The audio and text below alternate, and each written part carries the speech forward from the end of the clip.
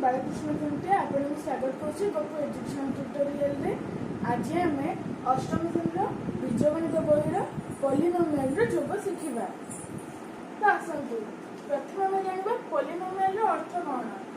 जदि एक बीजगणित परिप्रकाश से घातांक जदि अऋणात्मक रहे माने धनात्मक कौन कह पॉलीनोमियल। तो ये देख 4x घात के एक सीधा हूँ धनात्मक।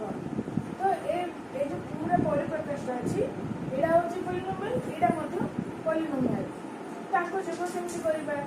प्रथम आम देखा आर घात के जदि एक्स ऊपर जब किसी न थाए आर घात हूँ 1।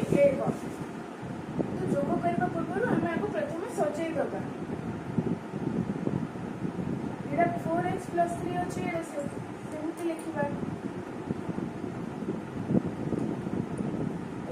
3x अच्छी जेहतु अज्ञात राशि देती आम अज्ञात राशि घात 1 थी 3x प्रथम लिखा प्लस 2। एवं आम एम योग करवा। प्रथम 4x तक 3x लिखा 4x + 3x ये प्लस चिन्ह अच्छी प्लस चिन्ह देवा 3 लिखा 3x पाखे प्लस चिन्ह 2 लिखा। एवं 3 को 2 रे मिसई आतर लिखा 4x को 3x में मिसई आतर लिखा 4x + 3x = 7x।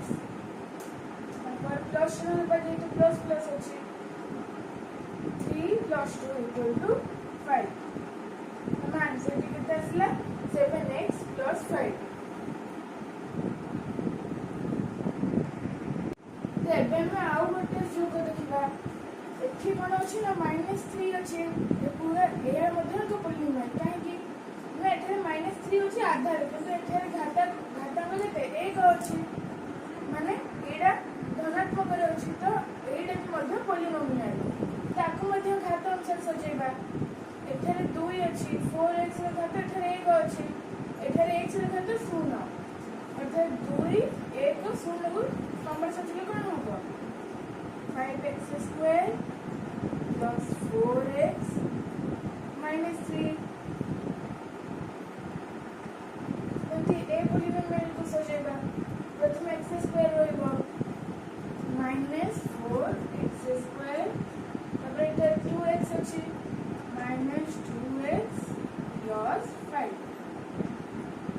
एटा हम आपको 3 धाड़ी 3 स्तंभ प्रणाली सजाइबा। x² तले x² लिखिबा x तले x को लिखिबा 3 तले 5 को लिखिबा 5x² - 4x plus 4x - 2x -5 -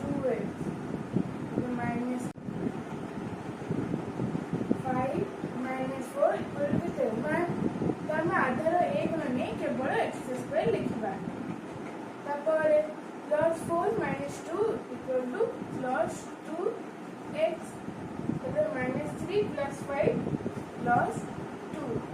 तो आर आंसर के आसला x² + 2x + 2।